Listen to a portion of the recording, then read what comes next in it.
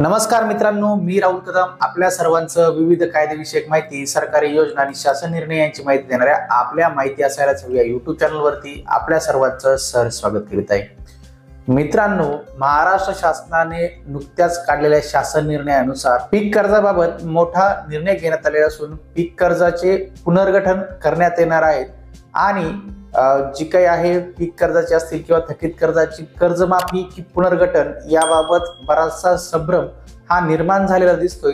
तर आपण आजच्या व्हिडिओमध्ये जाणून घेणार आहोत की शासनाने घेतलेल्या निर्णयानुसार आता नेमकं कर्जांचं पुनर्गठन होणार आहे की कर्जमाफी होणार आहे, याचा नेमका शेतकऱ्यांना फायदा होणार आहे की तोटा होणार आहे, याच विषयाची सविस्तर माहिती जाणून घेण्याचा प्रयत्न आज आपण या व्हिडिओमध्ये करणार आहोत।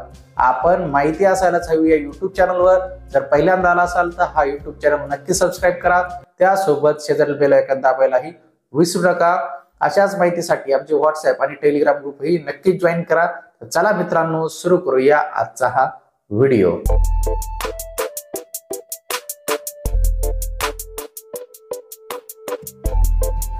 मित्रांनो, महाराष्ट्रामध्ये कमी पाऊस, दुष्काळी परिस्थिती, अडचणीत आलेल्या शेतकऱ्यांवरील कृषी कर्जांचं पुनर्गठन करण्याचा निर्णय राज्य सरकारने घेतला आहे। त्या संदर्भातील शासन आदेश काढून 29 डिसेंबर 2023 रोजी बँकांना आदेश देण्यात आलेले आहेत। राज्यात अनेक भागात दुष्काळ सदृश्य परिस्थिती निर्माण झालेली आहे।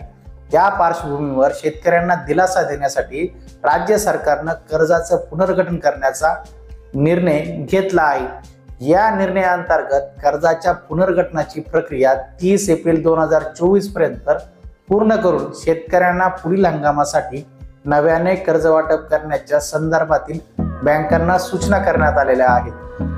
पण पीक कर्जाचं किंवा कृषी कर्जाचं पुनर्गठन नेमकं काय असतं, त्याची प्रक्रिया काय असते, अशा विविध प्रश्नांची उत्तरं आपण आज या व्हिडिओच्या माध्यमातून घेणार आहोत।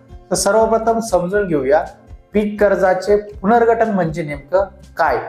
सरकार दरवर्षी विविध बँकांच्या माध्यमातून पीक कर्जाचं वितरण करत असतं।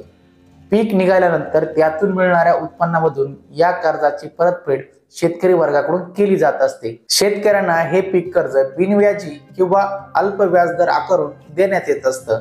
त्याच्या व्याजाचा बोजा हा विविध योजनांतर्गत सरकारकडून उचलला जात असतो, पण अनेकदा शेतकऱ्यांना या कर्जाची परतफेड करणं कठीण ठरतं। प्रामुख्याने अतिवृष्टी, पूर किंवा दुष्काळ अशा नैसर्गिक आपत्तीमुळे पिकांना फटका बसला तर शेतकऱ्यांना कमी उत्पन्न मिळतं किंवा अनेकदा उत्पन्नच मिळत नाही।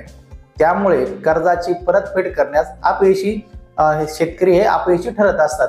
अशा परिस्थितीत आधीचं कर्ज आणि उत्पन्न नसल्यास दुसऱ्या हंगामात मशागत, पेरणी यासाठी शेतकऱ्यांच्या हाती पैसा उरत नसतो। त्यामुळे जुन्या कर्जाची वसुली ही थांबवली जात असते। जुनं कर्ज थकीत असल्यास नवीन कर्ज मिळण्यास अडचण येऊ नये म्हणून अल्पमुदत कर्ज मध्यम किंवा दीर्घ मुदत कर्जात रूपांतरित केलं जात असतं। ठराविक हप्त्यामध्ये परतफेड करण्याची परवानगी दिली जाते, यालाच कर्जाचं पुनर्गठन म्हणतात। म्हणजेच मित्रांनो, जे काही शेतकऱ्यांनी कृषी कर्ज घेतलेलं असेल, मग ते पिकांसाठीचं पीक कर्ज असेल किंवा शेती अवजारांसाठी घेतलेलं कर्ज असेल किंवा ट्रॅक्टर किंवा पाईपलाईन साठी म्हणजे शेतीशी निगडीत ज्या गोष्टींसाठी जर शेतकऱ्यांनी कर्ज घेतलं असेल तर त्या कर्जाचं आता वसुलीसाठी स्थगिती दिली आहे आणि बँकांना त्या कर्जांचं पुनर्गठन करण्याचे आदेश दिलेले आहेत। मित्रांनो, जे हे आदेश देण्यात आलेले आहेत नेमका शेतकऱ्यांना या गोष्टीचा फायदा होणार आहे की तोटा होणार आहे, की नेमकी परिस्थिती काय निर्माण होणार आहे या कर्जाचे पुनर्गठन केल्यानंतर, तर ते आपण समजून घेऊया। रिझर्व्ह बँकेने ठरवून दिलेल्या निर्देशानुसार कर्ज पुनर्गठनाची प्रक्रिया पार पाडली जाते। थकीत असलेल्या कर्जाचं पुनर्गठन करताना किती हप्ते पाडले जाणार किंवा त्याची परतफेड कशी केली जाणार हे बँकांकडून शेतकऱ्यांना सांगितलं जातं।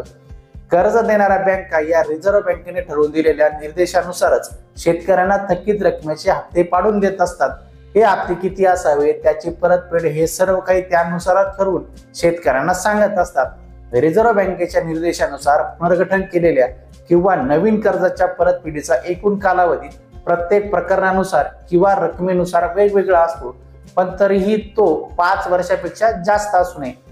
पुनर्गठनानंतर शेतकऱ्यांना आधीचं थकीत कर्ज आणि नवीन अशा दोन्ही कर्जाची परतफेड एकाच वेळी करावी लागत असल्याने त्यांच्यावर बोजा येण्याची शक्यता असते।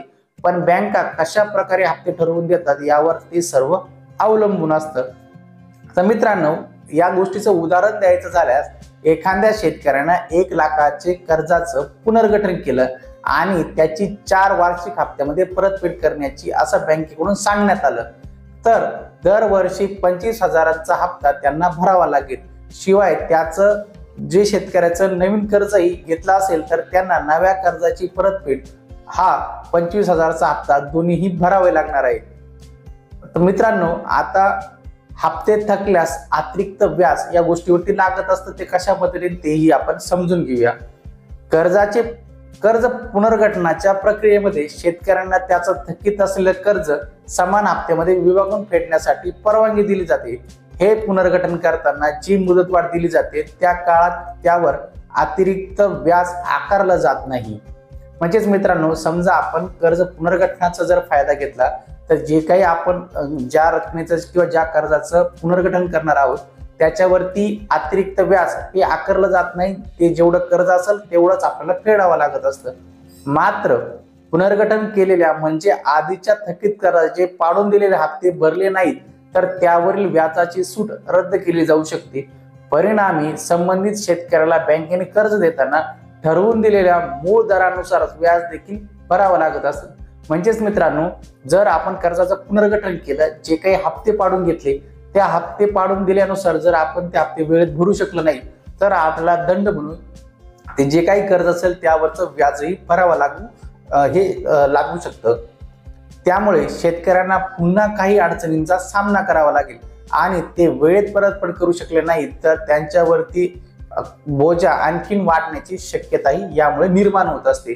कर्जाचं पुनर्गठन म्हणजे कर्जमाफी नसून ती केवळ अडचणीच्या काळामध्ये शेतकऱ्यांना कर्ज फेडण्यासाठी आणि नवे कर्ज उपलब्ध करून देण्यासाठीची सुविधा आहे।